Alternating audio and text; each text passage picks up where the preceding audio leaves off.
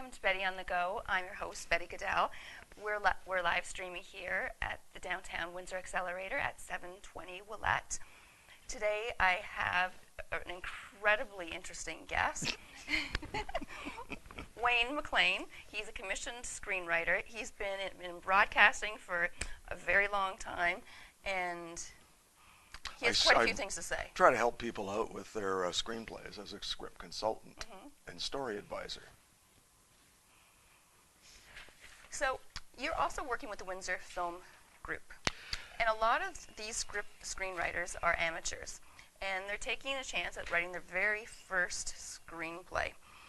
And I think that a lot of people don't understand screenwriting and playwriting and novel writing. It's a good question. It's a very good point, because the differences are immense.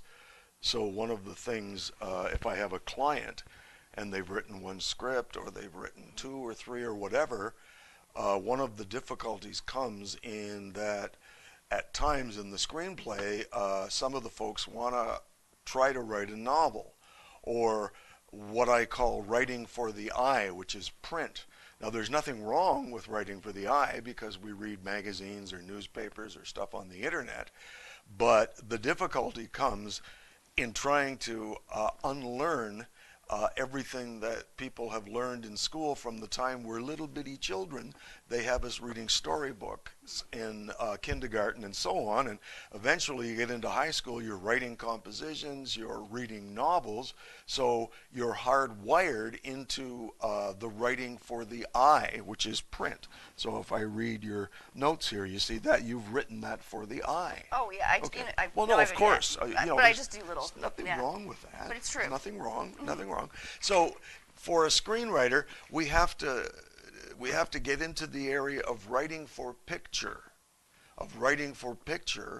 and thinking visually, which is very tough to do, because we're hardwired from the time we're just tiny little tots. We're hardwired to parts of speech and things like passive voice in grammar. I was arrested. I have been, but that's another story. I was arrested as opposed to the police arrest. You see, so you turn it over to make it an action verb in that context. So it's very difficult for people to make the transition when they first start. But once they get used to it, and you do a couple, and I try to work with my clients so that the more they write, they will be able, with some input from me, or people like me who do the same thing, they're able to develop the skills that are necessary. So you've got print, which is written for the eye or the mind, and then you have a stage play. And stage plays are dialogue driven, because that's where the conflict comes, is from the dialogue. But movies are entirely different, because we have to let the picture and the action, and I just don't mean car chases or explosions, I mean they can, but even picking up a telephone, you let the picture and the action tell the story. And that's very difficult at first when people are beginning. That's right, and I think a lot of screenwriters make the mistake of being too wordy, because when you think, isn't it 1 page per minute? Yeah, usually, unless it's underwater, it's a page and a half. No, it's basically 1 page per minute. But if your page, just to take a look at your page here, well, that's okay, because I don't think you'd be able to show it to the camera. But you see that page tends to be right on the borderline with the dominant color. So the dominant color has got to be white if you're writing a spec script and you're sending it to a studio or a production company or an agent or a producer. And that also is very difficult, because we want to write all these words on a page, and the key, one of the keys in screenwriting, is fewer words, more meaning under the surface. Fewer words, more meaning under the surface, and that's called subtext. And that's what makes screenwriting so difficult. It's not that easy. Well, because you're juggling all these balls in the air, kids. You've got, scenes to worry about, character development, the arc of the character, structure. How are you emotionally connecting to the audience? Do you know how to do setups and payoffs and building the future and all of this stuff is going on, and it becomes very difficult once you get a feel for it. Not so difficult. It still is a difficult process regardless. I mean, some of these scripts that win Oscars, they go through 20 and 30 drafts.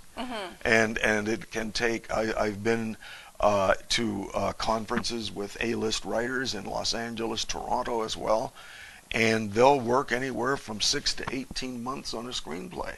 Which is a lot, and a lot of directors don't like you to give every direction written in a screenplay because they want... You'll get a lot of stage direction, which you would probably have in a play, a stage play, but you look for the cliches that come up in every script by an emerging writer or an aspiring writer. So you'll get things like he turns around to look, or you'll get they exchange a glance, or they shoot a dirty look, or he does something. Well, when you do that, it's not necessary, because the director, as you say, you're quite correct, Betty, the director and the actor, you got to give them something to do because acting is reacting. So I work with the clients and say, try to remember, and some of these things that the director and the actor are going to work it out. Now, if it's a punch in the face, well then, that's in your screenplay. But you want to give all the emotions away and exactly how they're supposed to look and have this. Yeah, in essence. You just want to avoid these little exchange of glances, or they head toward the door, for instance. Well, you see, we would have no way of knowing where they're heading unless there's a little cloud above their head saying, I'm going to the door. Well, of course, you can't do that in screenwriting. So you try to take them there, or you just simply, if you're in the same, like this is a large room here we're in, so if I were writing a series of characters in different rooms of this, the opening would be the accelerator building. Do you want it known where you are? Oh, of course. They may come and pick it. That's okay. No. So you've got main lobby, accelerator. Next scene might take place in a room. So all you have to do is room. Whereas in the old days, you had to do interior, accelerator, lobby, day. Now all you have to do, if you're still in the same arena, figuratively speaking, all you have to do is say office space. You don't have to do the interior as long as it's in the same arena and there's no break in time. So those tend to be formatic things, whereas the bigger things to deal with are the structure of the story, the character development of the story. What are some of the ways that you can create anticipation by building a future into the story? So if you look at Good Will Hunting, for instance, right on the last page, you're building a future because Matt Damon goes to chase Minnie Driver, who's gone to California. So that's building a future into the movie, even though it's the last page. So those are some of the main things. And usually the formatics and some of these other things you can deal with once you get the big stuff dealt with. And what about software? Because a lot of people concern themselves, oh my gosh, I've got to have the best software. And how important is software? Extremely important. Final Draft? Well, Final Draft is the industry standard, and generally speaking, I don't know what it goes for on eBay now, but it has gone brand new for about $145. So if you use something from the internet, download, and it's free, then you're getting what you pay for. And make an investment in yourself, because if this is something that you want to do for the rest of your life, this is your chosen career, then invest in yourself and buy Final Draft or Scriptwriter Movie Magic. But by and large, the industry standard is Final Draft. And then I'll get letters of hate now from everybody that uses Scriptwriter. Well, you know, for $149, it's really not that much when you think of it. Maybe we more pay, now, though, on eBay.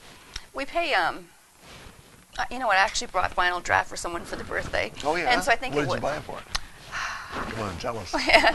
We'll keep it to ourselves. And it was 8, and then they upgraded to 9, and I think it was. Yeah, they upgraded. And then I think they had a coupon on too, so I think it was regular $1.99, and it was like $1.49. So that's less than a cup of coffee Yeah. a day. Except at Starbucks, where it is $149. Exactly. With the Mocha Supreme. Exactly. I'm being silly. And you know what's so funny? There's a cliche with Starbucks and writers going in with their laptops. Yeah, I know. Yeah, but they did do it though. I was out in Los Angeles living there for a while, and yeah, that happens. Or the producers go and wait for the grosses to come in from Friday night, and then they get on their knees and they pray to whatever they believe. Oh, please make this a hit. You know, I'm opening against Spielberg. Oh God, please make it a hit. So you're living proof that you can live in Windsor. I'm living proof. As a screenwriter or someone in the film industry, and be here, because with the internet you don't really have to move. The world is a small place now, and it'll get smaller and smaller and smaller, where you'll be able to have, I think in the future, holograms. So you'll be able to send holograms of your screenplay, where all of the sets or the CGI is all contained in little tiny computers at home, and you just send away your screenplay and they can watch the screenplay with those kinds of figures that you might see in a game, for instance, in a video game. That's coming. I probably won't be here, you know, I'll be under the ground, but it's all coming, and it's a great time with the technology to be in the screenwriting business. There's different views on it. Some say, oh, you should be in LA because if you have to take meetings and so on, and you know, there is an energy in the market, because at the end of the day, Toronto and London in the UK and Mumbai are all the entertainment capitals of the world. And all of show business is in Los Angeles, here in North America, Canada, and the US. We do have some in Toronto. There's a lot of production coming back to Toronto now from the US and the UK as a result of the Canadian dollar has weakened in the last few weeks. And so producers can see a 10 to 15% saving if they shoot their American picture or their British picture in Toronto, and then just do the exteriors or cover shots in the UK, in London or in Los Angeles. Has moving back to Windsor from LA affected you or your business? Well, not particularly. This is my 5th time back to Windsor. I was born here and got into radio when I was a kid, and did that for a number of years, a little bit of television along the way, and then we came back to Windsor this last time, 5 years ago. Most of the time it was for radio, 4 times for radio, once for my wife, who worked with a bank, and she got an offer to come from London, Ontario, back to Windsor. Well, of course, you know, we've been here so many times. It's a two-sided coin, being in Los Angeles or Toronto versus being in Weasel Breath, Alberta. I mean, you've got a computer, you know, you have your software, you have your contacts, so if you get a script request, you can just send it out, and you know, that makes it a situation where it's not absolutely necessary to live in LA. So it depends, you know, which side of the coin you want to look at. We're going to go for a quick break. Commercials? Well, it's not a real commercial yet. But you're watching XEs.TV live from the Windsor Business Accelerator at 720 Ouellette. You want to be watching our live coverage of the Windsor Express basketball games from the WFCU at the Windsor Express. And if you'd like to advertise on any of our shows, there we go. Yeah, you can contact us by email or request customer service at knoxdrum.com or the XEs.TV website. Like us on Facebook, like us on Twitter, and we are going to be right back.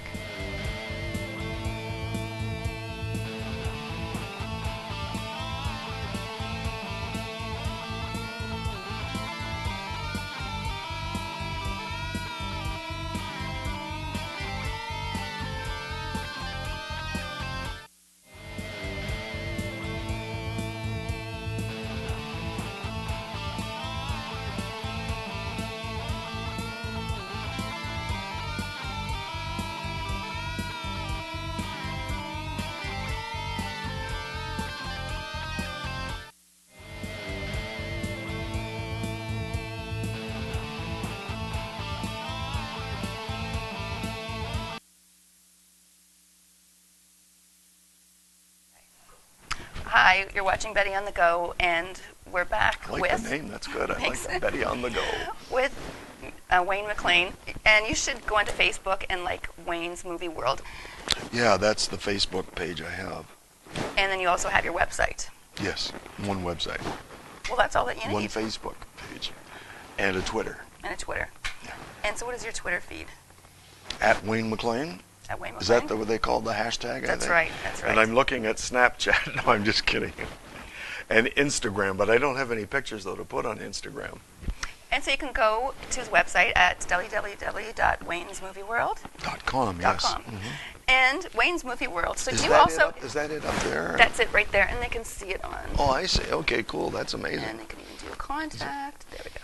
Baffles science, doesn't it? It does. Yeah, I know. All this technology, it's too fast. I know. So you also review movies, I've noticed. Yes.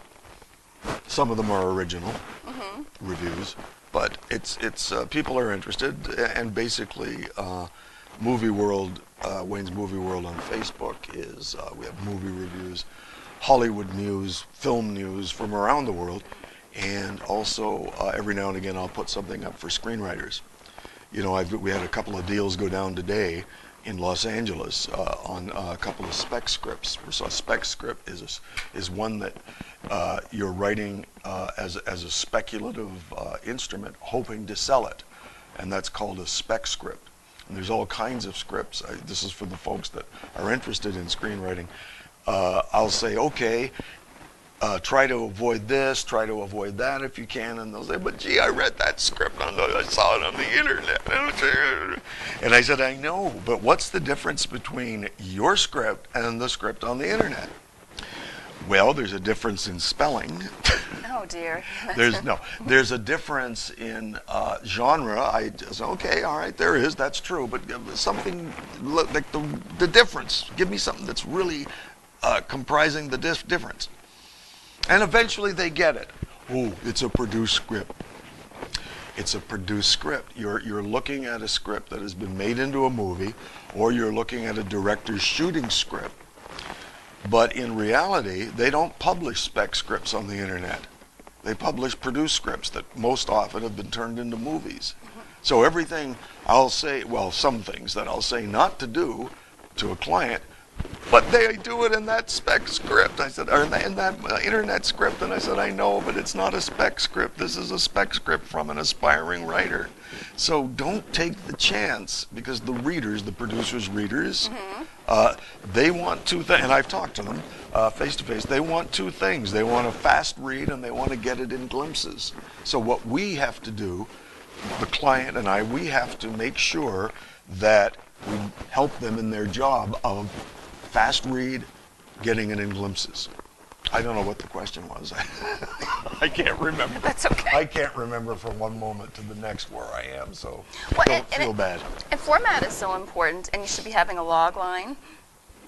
Is that important? Well, yeah, the log line not, is but your yeah. concept. Like concept is king in Los Angeles, Toronto, Mumbai, and London, and soon Beijing and Rio, because they're really taking off, especially the Chinese. So concept is king.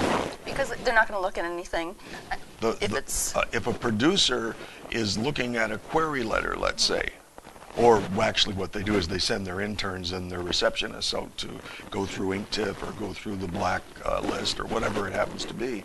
But what you want is that concept to jump off the page, grab them by the throat, and lure them in so that they'll request a copy of the script. So there is nothing more important than your concept or your big movie idea. What is your idea? And then, once you get an idea in your mind, then you've got to express it in concept. And there's different ways of expressing. I'll give you a couple of examples, which you didn't ask for, but I'm going to do it anyway. Okay, that's good. All right, a robot from the future has come to a woman to tell her he's here to kill her and her unborn child. The Terminator. Okay. A journey of taboo love, when poor boy Jack falls in love with poor little rich girl Rose on the maiden voyage of the Titanic. You see, that's the concept in a log line. However, you can also have concept expressed in 2 or 3 words. 40-year-old virgin, which is the title of the movie, right? And that grabs your attention right away. Honey, I Shrunk the Kids. Again, a title. Another, let's make dinosaurs from old DNA, Jurassic Park. So movies are bought and sold on the basis of their concept and their genre. And this is very difficult for many writers to grasp, or not grasp so much, but they recoil a little. Yeah, that's what they do. Producers deal in concepts and genres. And once they have your concept and they like your concept, then they'll start to deal with the story. But there is a vast difference between concept and story. Because they don't want to waste their time reading. They just want to know. The producer generally, when you're speaking the first 8 words of your pitching, the first 8 words out of your mouth, here's what the producer's thinking. Okay, can I sell this to a bigger producer? Can I interest an A-list actress in the role? Is it marketable? That's what they think. And if you have an actor or an actress that has already responded to your spec, if you can attach, then you can also, that will make it. It's called the elements. If you can attach an actor or actress, or even an A-list director or a B-list director to your screenplay, and that's done through your contacts and so on and so forth, and by querying and so on. If you can attach somebody like that, then you have just taken a giant leap across the Grand Canyon into the next level of selling your screenplay. And agents. Get an agent or don't get an agent? However you feel, but agents just don't care about you. I mean, the agents want to make money today from you. And unless you know an agent or have a relationship, they are not interested in you as a spec writer or an aspiring spec. They don't care. So you're much better to go to a business manager, because they will work, if they like the writing, they will work with you through the drafts. And they won't charge you anything, and they don't want to sign you up. And when they feel the draft is to the point where, okay, we've got a working situation, then they'll send you to a production company or a studio, because they're relatively sure a deal will go down. And miraculously, when you show up, there's an agent waiting there. Because they can close the deal, whereas you can negotiate a deal. You can't close it. You need an agent. Because they're much more aggressive. Right. And so you see how the agent is there, because the agent will get 10%, you see. So a business manager, or if you're trying to get an agent, you go to the smallest boutique agency that you can find. And if they like the writing, they may represent you. But a lot of the time, I'm sorry to say, they're just not interested in you as a spec writer who is not unproduced. That's the truth.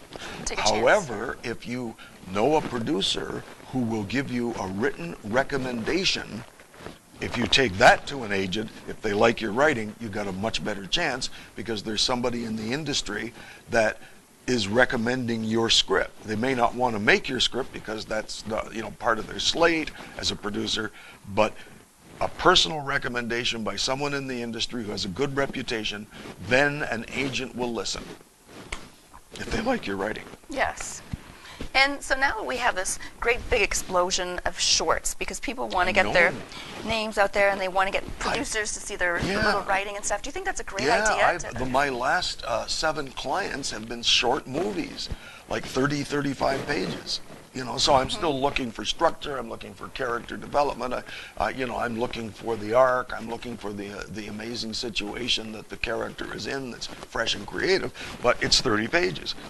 And what I normally do, I don't charge a client the full price for 120 pages or less screenplay, so I have a lower price on short movies. So how do you work with clients? As best as I can. Okay. But I mean, do you work with them on the whole, like the pitch, the screenplay, and you go through different drafts? Yeah, there's different elements, but what usually happens is I'm on Google, of course, and I might get someone who's written whatever they've written, and I'll get an email or a phone call, and I'll outline briefly, because they've already been to the website, so they know. And so I'll just try to reinforce that and say, well, you know, the package comes with a 2-hour telephone consultation. It comes with PDF notes on every page of your screenplay, and it also comes with formal notes, which I do after the consultation. And because the way I work, I go everywhere in the PDF. I'll go, you know, here I'll deal with this, I'll deal with that, just a whole bunch of different things. And then I try to bring it together in the formal notes, which I send. And there's an MP3, which is an option, but they can have, if a client wishes, can have an MP3 of the entire 2-hour telephone conversation. That's nice. It's almost like a mentorship.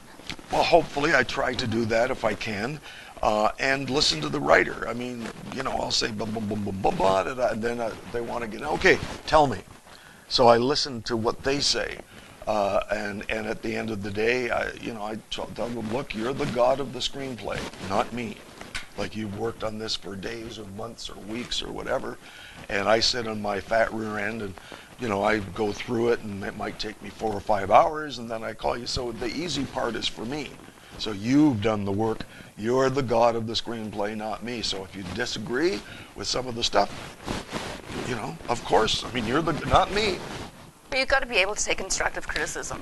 And then following that, I will go through anywhere from 3 to 7 drafts, depending on the client's talent and, you know, what they do. I mean, you never know that in advance. But I'll work with them through drafts, and there are big discounts for returning material that I've already done. You know, so they're pretty substantial. And after that, if what I can do is this. I can try to help them, I do help them, get their screenplay to the place where it will be considered seriously. If I could guarantee a sale, I'd be rich. I can't guarantee sales. Yeah. Anybody who tells you they can guarantee a sale, then run from that person as fast as you can. There are no guarantees of a sale. But we can get the screenplay into a place where we can query, and if there's a script request or use one of the other avenues of marketing, that if it goes to whoever it goes to, a production company, a producer, whatever, then there's a chance. So you work with them ongoing? If the client requests marketing materials, and I can take them through marketing and show various paths, there may be 7 or 8, 10 different paths you can take, or a combination of some of them, I can provide that service, because I've tried to, throughout the years, go out to conferences, participate in conferences with A-list producers or A-list writers on a panel, for instance. So I listen to what these people say, you know, because they get $1 million a script, you know, and if it's Terry Rossio and Tim Elliott, they get $7 million a script for the Pirates of the Caribbean movie. So listen, I'm gonna, okay, you know, I'll sit at their feet and try to incorporate what they're saying so I can help my clients more. Okay, we only have a few minutes. I just want to ask you a few quick questions. I should take my own advice. Fewer words, more meaning. No, it's good.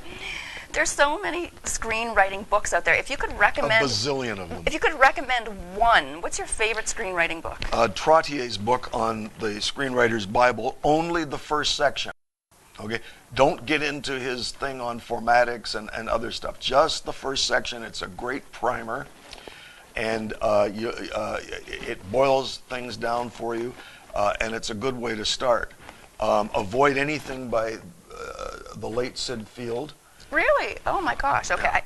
And also, I like, but not for the beginner though, I like Blake Snyder's Save the Cat. Have you heard of that one? No, I have not. It's a good, but not for beginners, because it's simple, but it's deceptive. It's quite deep, as a matter of fact. But again, the Screenwriter's Bible, first section only. You can't go wrong with that. And then down the road, once you've done a couple, then if you feel like getting into Bob McKee's book, Story, but don't read it if you're just starting out. It's extremely complex, extremely erudite, and extremely prescient. but for the beginner, it'll tend to confuse, generally speaking, of course. I mean, how can I know? But generally, it can be very confusing and very difficult. And then, because Valentine's Day is coming up, so I just want to, I know It's exactly. Valentine's Day And tomorrow. romantic comedies always do big at the box office. What is your favorite Valentine's movie that you've ever seen, or your favorite romantic comedy? Because those are difficult to write. I tend to like the dark comedies, which aren't romantic, and I like the farces. I don't mean that in a negative sense. Now, if you look at Tootsie, for instance, that's a farce, and that's a form of comedy writing. I did like The Notebook with Ryan Gosling. I thought that was a good one. It's not a comedy though, and romantic drama is not a genre that is being written for the most part. Although we'll see what happens with Winter's Tale, that opens tomorrow. I liked When Harry Met Sally because I thought it dealt with can a guy and a woman be just friends? The big question. I'll have what she's having. Yeah. Remember that line? Okay, we've been talking to Wayne McLean. That's me. So if you want to contact him, the information is on his website, www.waynesmovieworld.com. Even if you want to, I do offer, if you do a little synopsis of 100 words or less, it's free. I'll do a phone consultation for nothing, with no obligation after that. That's really, really, really good. Thank you so much, Wayne. And well, Betty, thank you so much for having me. I've learned a lot. I'm going to actually kind of go through this again and get all that information. That's okay. Great. And don't forget to go to Jill Thompson's fundraiser for her friend Justine Davis. That's going to be February 14th, Bras by Jillish. And until next week, we're going to be having a wedding planner. Do you know what I always thought was what I was going to actually? I know just what. Gotta say goodbye. Okay, It's goodbye. It's been fun. I just thought, you know what would be really cool is if someone, when they're getting married, they can actually write a little script. So when they're doing video, it'd be like a little screenplay of how they met in their story, a love story, and present it. Anyways, until then, I'm Betty Gudel from Betty on the Go, and this is Wayne McLean. Have a great weekend, and happy Valentine's Day.